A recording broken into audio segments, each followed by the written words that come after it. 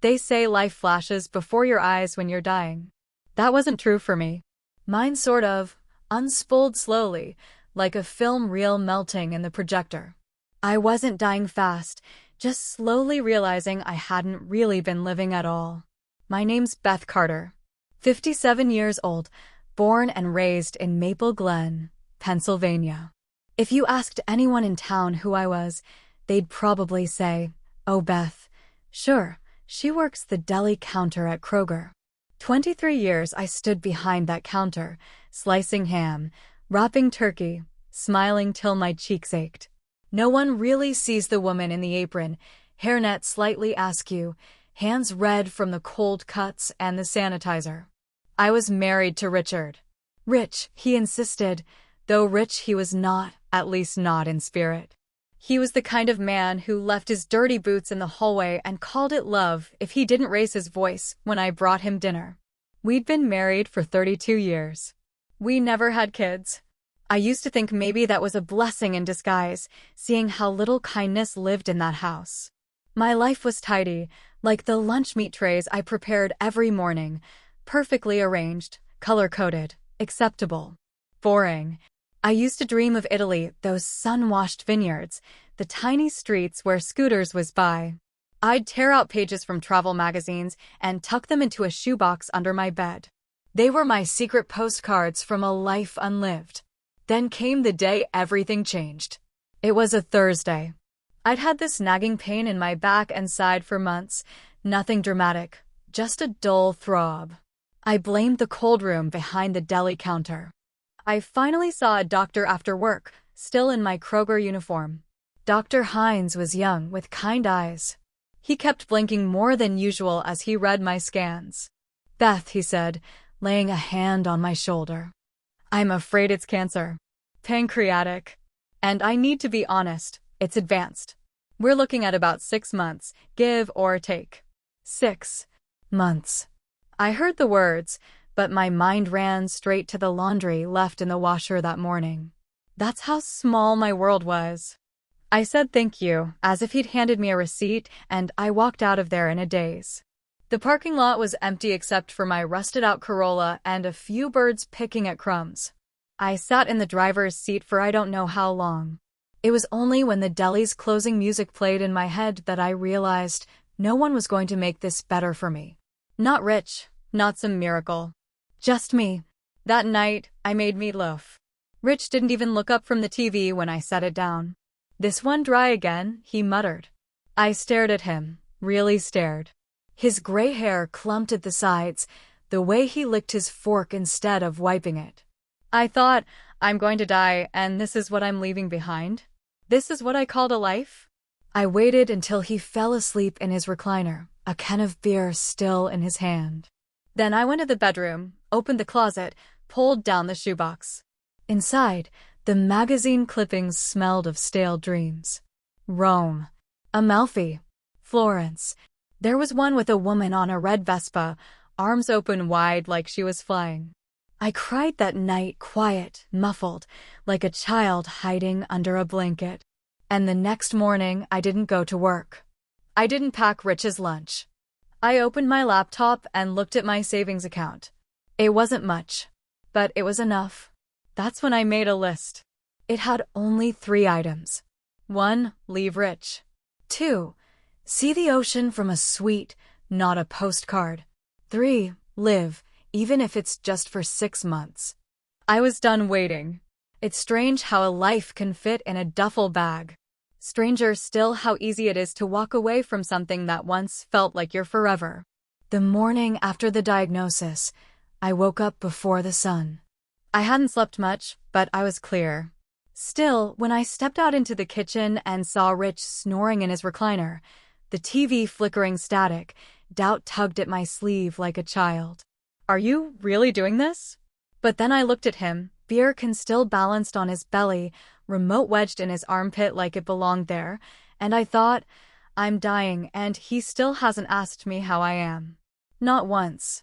I took a breath, made coffee like I always did, and sat down across from him.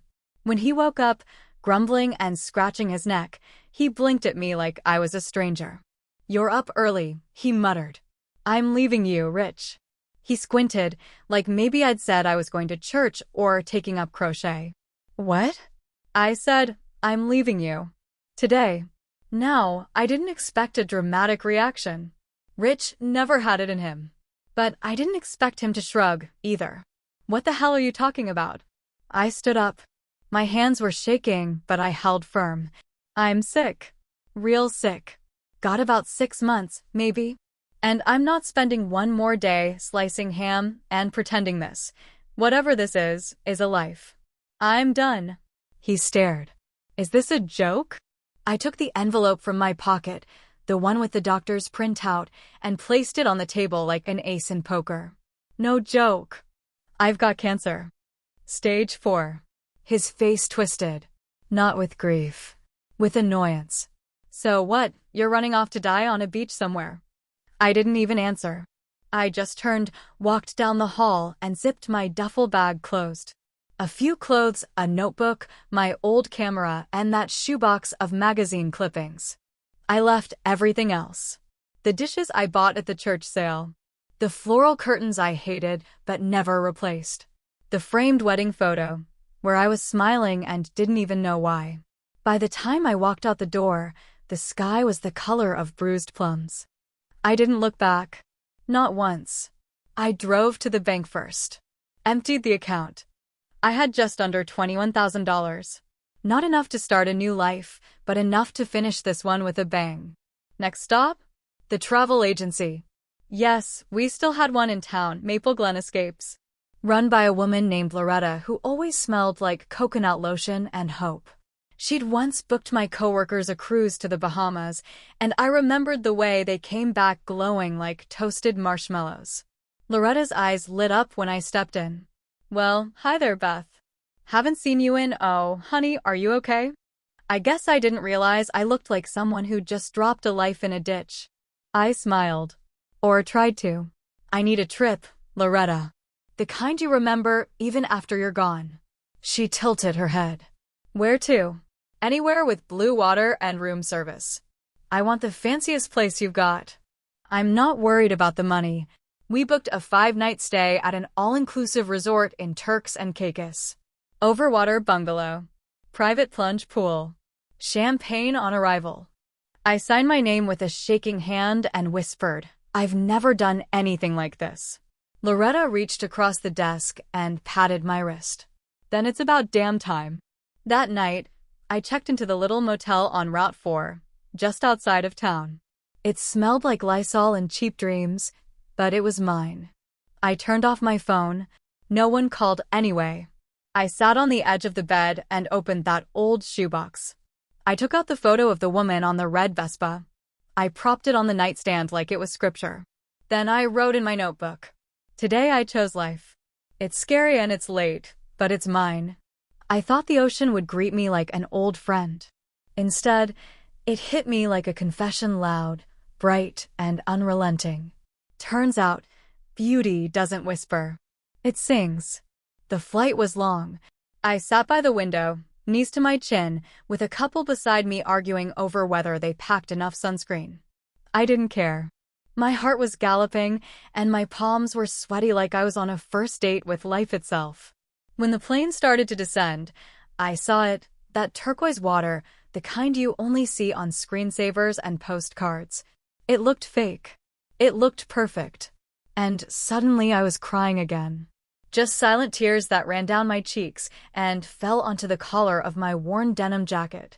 Customs was a blur. I followed the crowd, suitcase rolling behind me like a loyal pet. A man with a little sign that read Mrs. Carter waited outside. I nearly laughed. Mrs. Carter. That name doesn't fit me anymore. But I didn't correct him. The drive to the resort was something out of a dream. Palm trees, winding roads, hibiscus blooming so brightly they looked plugged into something electric. And when we pulled up to the gates of the resort, I actually gasped. It was paradise. White sand like powdered sugar. Cottages on stilts that shimmered over the water. Staff in white linen uniforms offering cold towels and pineapple juice like it was the most natural thing in the world. I was led to my private bungalow. It had its own little deck, a hammock swaying lazily in the breeze, and a glass floor where I could see fish swim beneath my feet. The woman showing me around said, "If you need anything at all, just dial 0. What I needed was to go back in time and do the sooner. But instead, I just nodded and said thank you. That first night, I stood outside on my deck, barefoot and trembling. I popped the bottle of champagne they left on the table, poured myself a glass, and raised it to no one. To the life I forgot to live. And then I heard it. A voice deep, amused, and just a little southern from the bungalow next to mine. Well, now, if that wasn't the most poetic toast I've ever eavesdropped on. I turned so fast I nearly spilled my champagne. There he was. Tall, tan, silver at the temples, wearing a white button-down shirt rolled at the sleeves, drink in his hand and a book in the other. I don't know how long he'd been there, but something about his easy smile made me feel like I'd seen him before. Maybe in one of those dreams I used to keep folded in my shoebox. "Didn't mean to interrupt," he said. "Just couldn't help overhearing." I laughed nervously. I didn't realize I had an audience. He held up his glass. "Well, since we're neighbors for the week, seems only right we share a drink. I'm Jack, by the way." "Beth," I replied. We clinked glasses across the railings, and just like that, something shifted. Not big, not loud, just a small door swinging open somewhere in my chest. We talked until the moon was high. He told me he was from Charleston, retired firefighter, came here every year since his wife passed 5 years ago. Said he liked the quiet, the heat, the way the ocean didn't ask you questions. "And you?" he asked softly. "What brings you here?" I didn't tell him the whole truth. Not yet. I just said I needed to feel something. And this place, it feels like everything. He nodded like he understood. "Then you came to the right place, Beth." The next morning, I woke to sunlight dancing across the bed. For the first time in a long time, I didn't dread opening my eyes. I slipped into a sundress I'd bought at a yard sale and walked barefoot to breakfast. And there he was again, Jack, sitting at a table, reading, sipping coffee. He looked up and smiled like he'd been waiting for me all morning. "Care to join me?" And I did. I didn't come looking for love. I barely believed in it anymore. But sometimes life slips in when you're busy mourning it, and it doesn't knock first. Jack had this way of listening that made you want to tell him everything, even the things you didn't mean to say out loud. Like how I'd never ridden a bike without training wheels until I was 11. Or that I still sometimes slept in socks because my mother used to say cold feet meant bad dreams. It started with morning coffee, then walks on the beach, then lunch, then dinner. And before I knew it, we were doing everything together. Not in a romantic, clingy way, but in that easy, soul-comforting kind of way where just being near someone feels like home. The kind of closeness that makes silence feel like conversation. One afternoon, Jack convinced me to go snorkeling. I was nervous. Something about putting my face in the water always freaked me out. But he was patient. "Just hold my hand," he said, "and breathe." And I did. We floated side by side, the sea wrapping us in its warm, salty arms. Below us, fish darted through coral like bits of living confetti. I felt weightless. For a moment, I forgot everything, even the ticking clock inside me. When we surfaced, I laughed, a full, unfiltered, belly-deep laugh I hadn't heard from myself in years. Jack pulled off his mask and looked at me like I'd just turned into sunlight. "That was magic," I said, gasping. "You were magic," he said quietly. That night, we had dinner under the stars. The resort had one of those fancy chef's tables set out by the beach. There were candles, real linen napkins, music playing soft and low from somewhere I couldn't see. He wore a navy blue shirt that brought out the color of his eyes, blue, but warm like faded denim. I wore my nicest dress, the one I used to save for funerals and company Christmas parties. Turns out, it looks better when you're not trying to impress your boss or blend into the pews. Over dessert, he finally asked me the question I'd been half waiting for. "What are you running from, Beth?" I didn't answer right away, just stared at the ocean.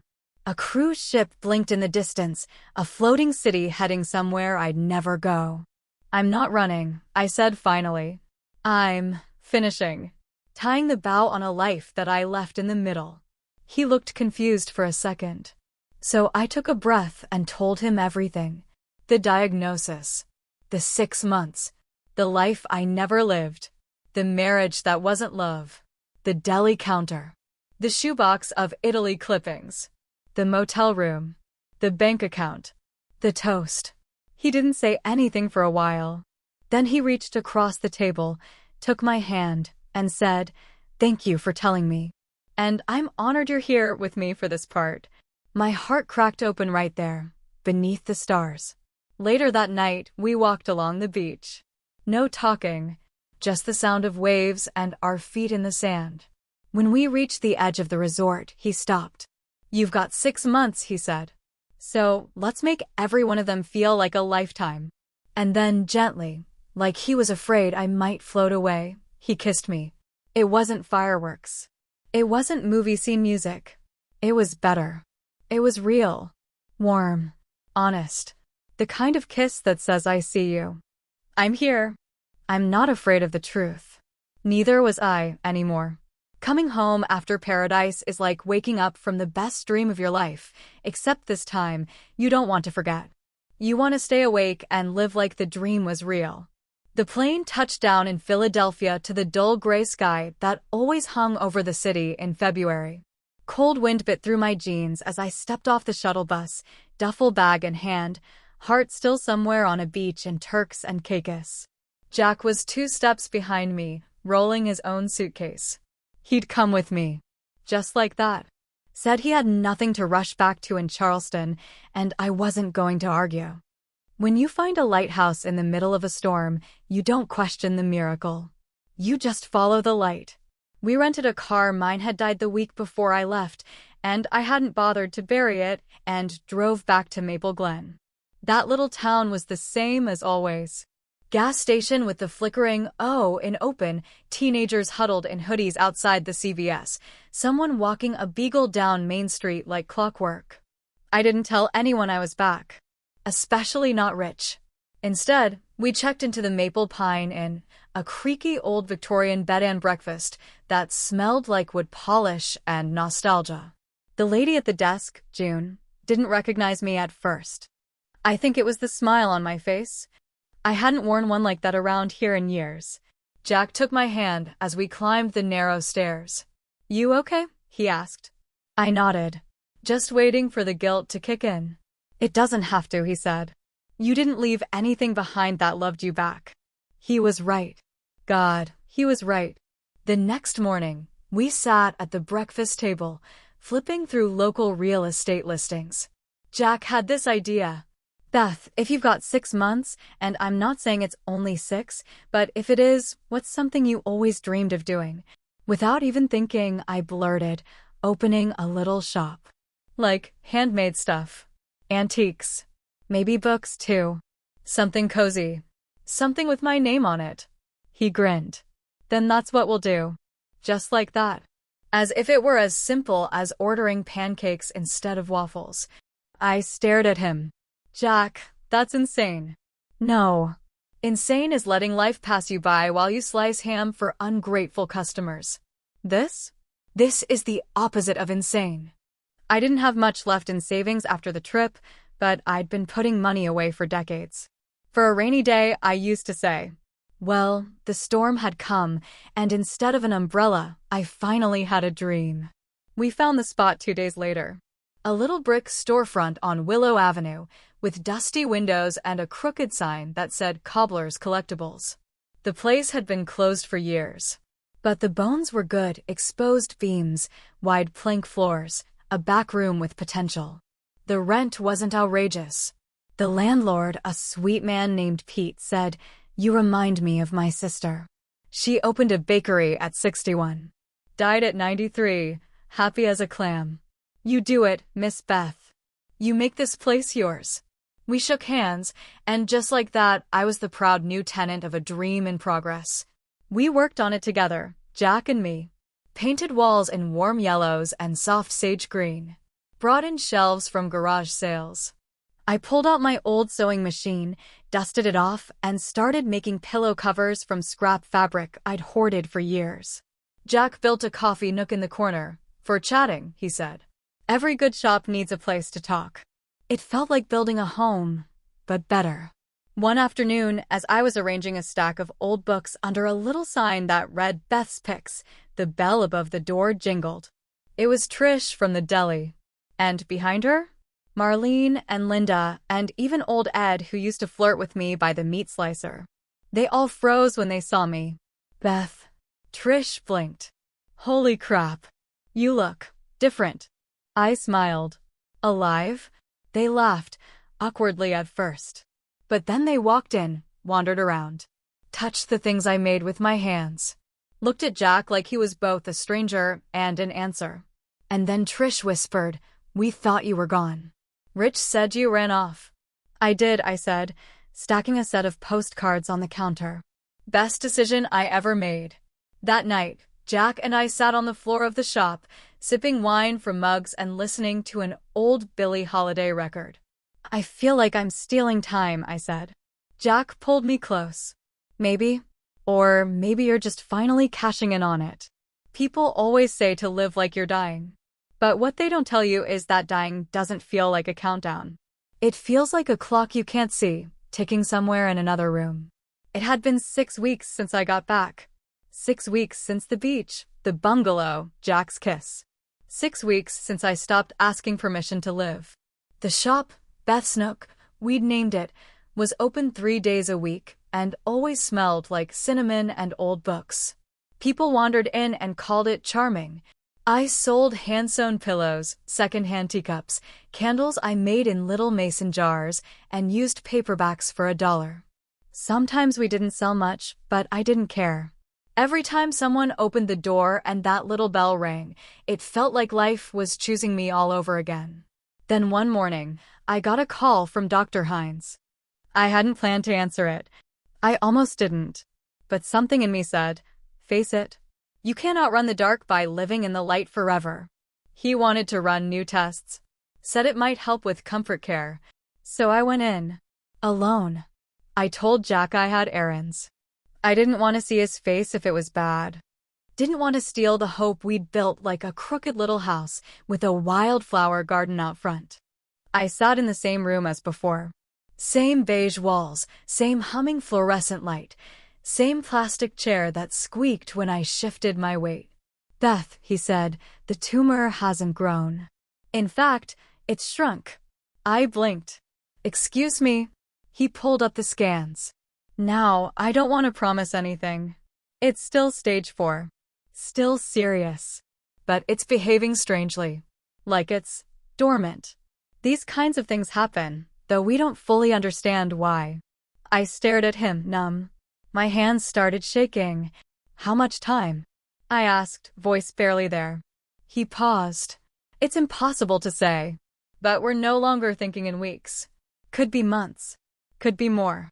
I drove home in silence. Parked outside the shop. The open sign was crooked, like always.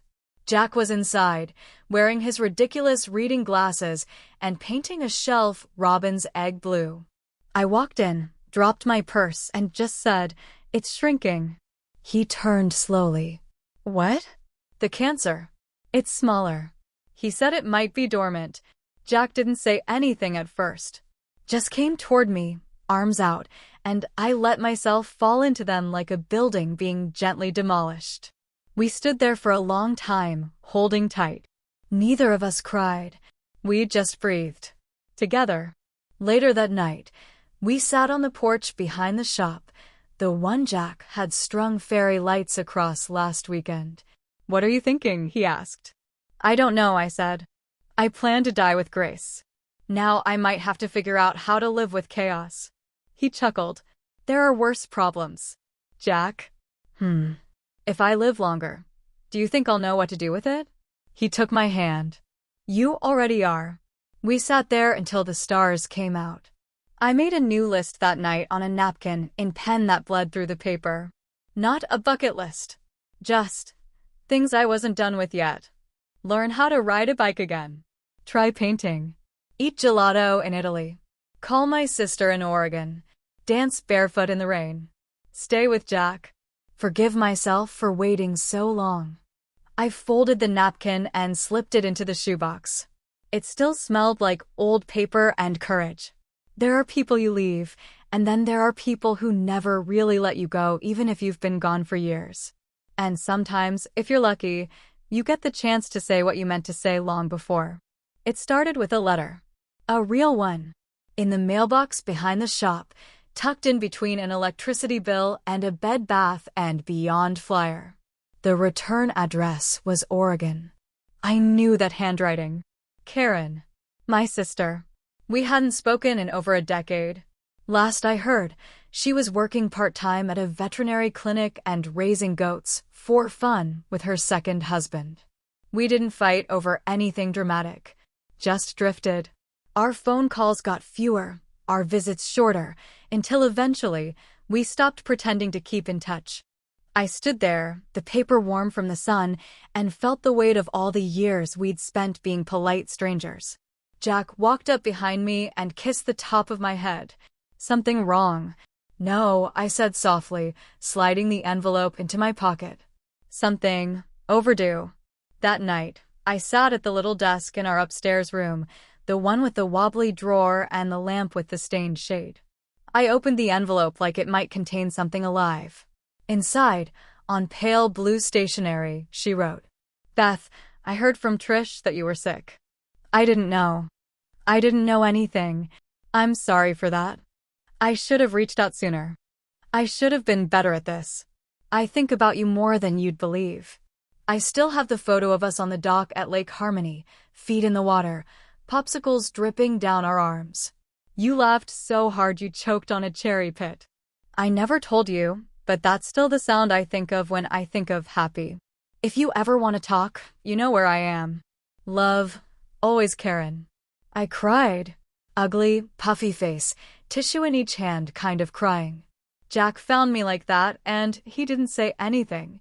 Just wrapped me in his arms and let me be broken and whole at the same time.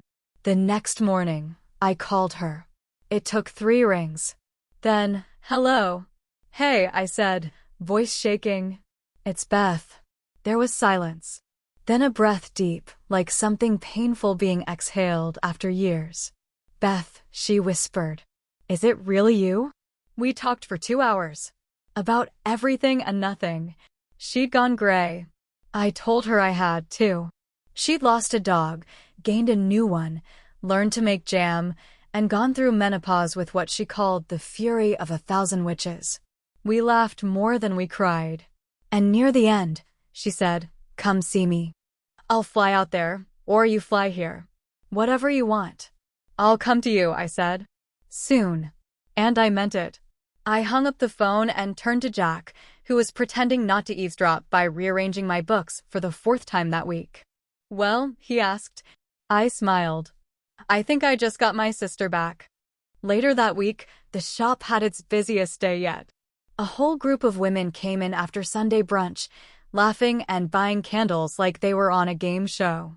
One of them picked up a framed quote I'd printed on watercolor paper and asked, "Did you write this?"